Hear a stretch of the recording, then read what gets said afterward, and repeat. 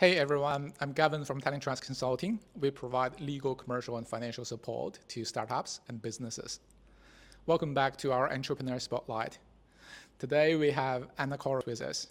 She's going to tell us a bit about herself and how she started GlueSky.AI, a smart CRM system designed specifically to help our real estate agents. Hey Anna, would you like to introduce yourself? Of course.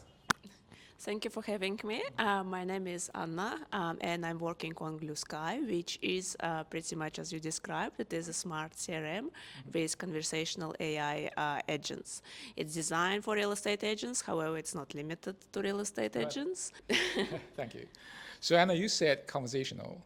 Well, these days people talk about AI and know AI could do a lot of things. How does conversational AI work in this environment? So when we say conversational, what exactly do we mean? Do they take phone calls like we do, like real people do, or do they just go through a standard list of questions and answers? It is actually conversational, so it's just a natural conversation, just like we're talking right now. You can program it, you can give a goal of the conversation, you can, again, adjust how strict it could be. You can give it script, you can, again, don't give script and it will improvise completely, but it's adjust based on your responses and everything. Can I understand it as the programmers will set the guardrail and AI will operate within that, but it has some flexibility to generate a natural conversation with the other side? Yeah, pretty much. That's exactly like that. Right. So there's a guide rail, what they should say. There's also knowledge base, so they should know what the company doing, what is a real estate agency, name and agent's name. We can connect to your calendar, for example, so it's already have access to your availability and so on, plus access to your properties what available, and so on and so on. So it has all this knowledge, and based on that and based on what people ask or don't ask, maybe it will ask you. So let's say you've been at the property inspection and I want to follow up and I want to ask, hey, how was it? And you say, oh, I don't like it. And I will ask you, why?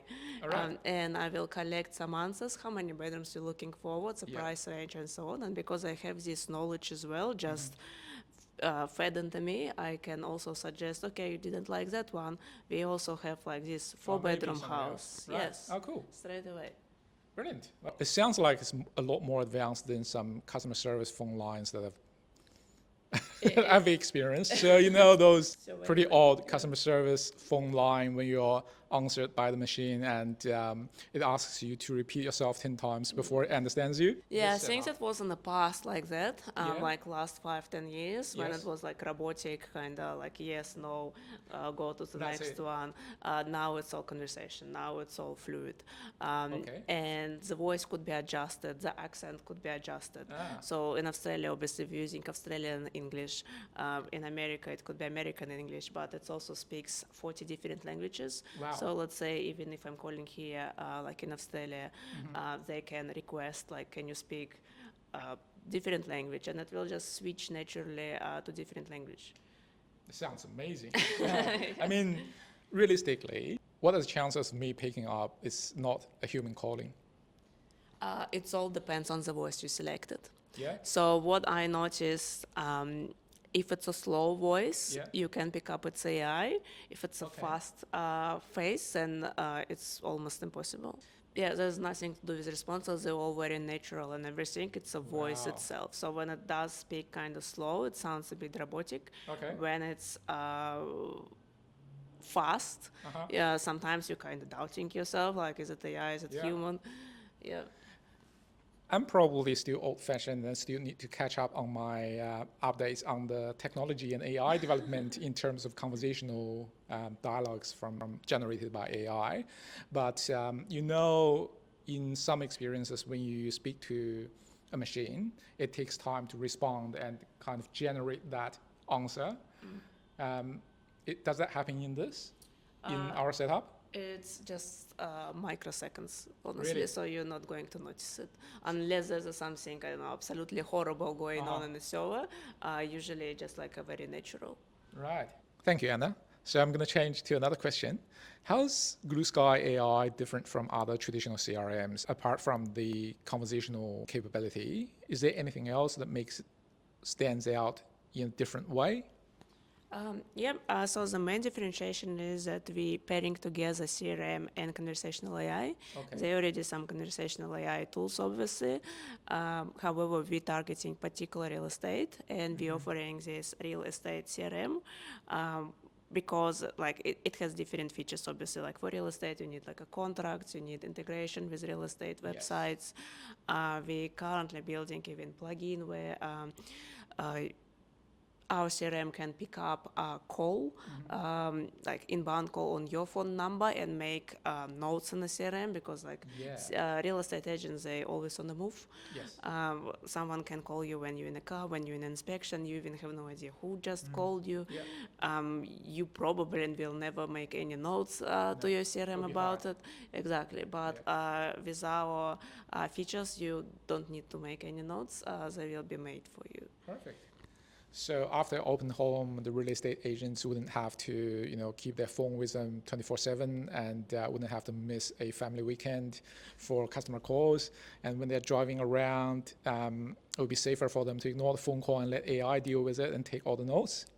Yeah, absolutely. Brilliant. Yeah. Brilliant. I was wondering, Anna, is there a key moment before you started GlueSky that made you think this is something that I should definitely do and it will change the game? Yes, there were a few key moments. So I was in a startup game for quite a while, and my background is product management. I do lots of consulting for founders from a product manager's perspective. This year I was thinking, okay, like what's my skills, what I can build, where's opportunity on the market.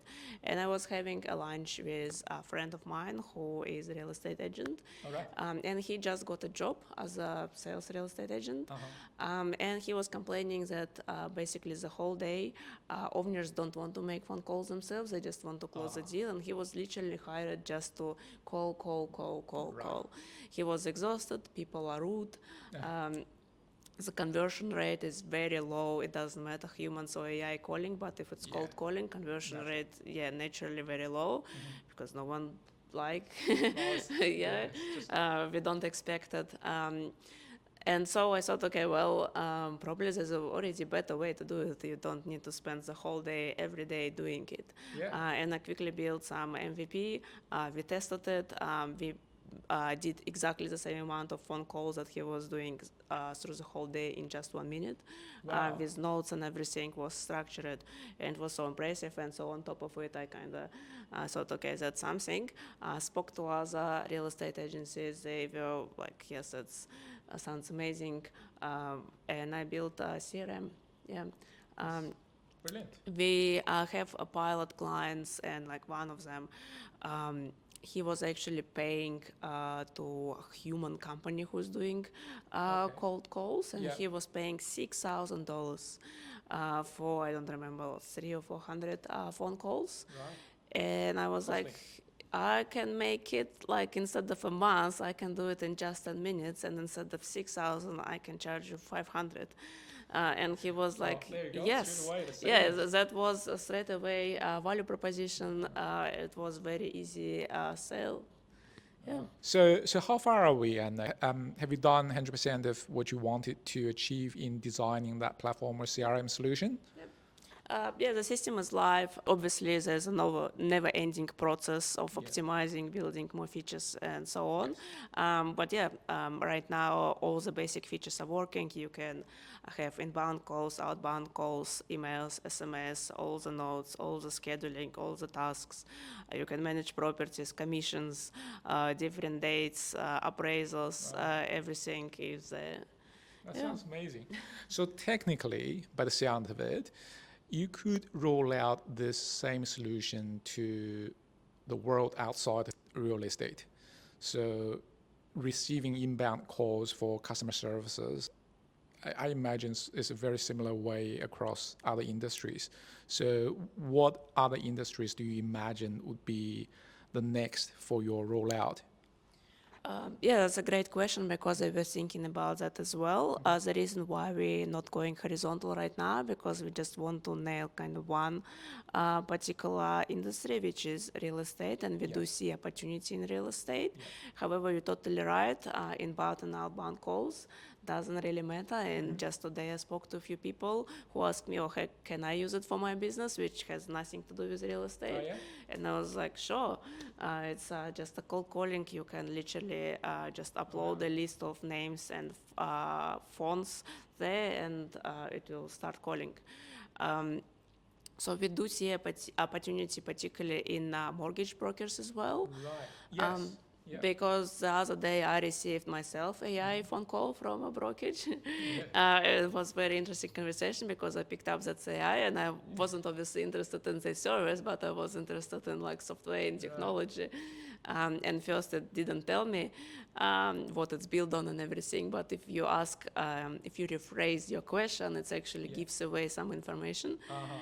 So I figured out how they build it, like what providers they use. And this is actually quite expensive provider, much more expensive than us, but they are horizontal. So they do phone calls, but they don't do anything else, unlike us, where we do have like other different features as well. Oh, that's brilliant. So it sounds like can I call you a technical founder? I guess so. Who know AI conversational tool well enough. So you do know a few tricks to pick up whether it's AI call or not. You know a lot more than everyday users like me. Yeah, absolutely. I can pick up because obviously I do listen to lots of AI calls for quality purposes, and we do have lots of like funny conversations. Yes. Yeah, I can pick up if it's AI or not. Once you listen to 100 or 200 calls, I think you will nail it. Is there a particular trick or two that you would share with our listeners? Or is it a business know-how you wouldn't give away yet? No. Well, there's a lots of tricks that voice company actually do to make sure you don't pick up. Okay. So the new tricks that they do, for example, some background noise, Of course. typing, for example, or Wow. something. So if you notice, usually, Intentionally. intentionally, Into, wow. yes, and that's kind of makes your brain a little bit. Yes. Because usually when AI calls, it's just like absolute science and it's all clear and everything. But when it's background noise, it's kind of like office environment. Wow. So yeah, people working, so you don't pick up that it's AI. But obviously you can pick up a little bit on intonation. But to be honest, like speaking to some people, they speak exactly the same way as AI. Because you can also do emotions and like go low or high in your speech. But sometimes it just sounds funny, so it just kind of goes high out of nowhere. So let's say I'm asking you like, do you want to sell your house? And you say yes, and I'm like, oh, amazing! While right before I was kind of very neutral, and human wouldn't just like erase, like that. So that's a sign of it as well. Yeah. Thank you. Well, we do need to watch out for the AI development and understand the latest. Well, thank you, Anna. Next question is, what has been the biggest challenge so far? How did you overcome that? There's many challenges, primarily with development of AI. So obviously it's all evolving right now, but it's not 100% there yet. So it's getting better and better every day. So for example, your question previously was about the voices. Can you detect it or not? And as I said, with some voices you can say 100% that's AI.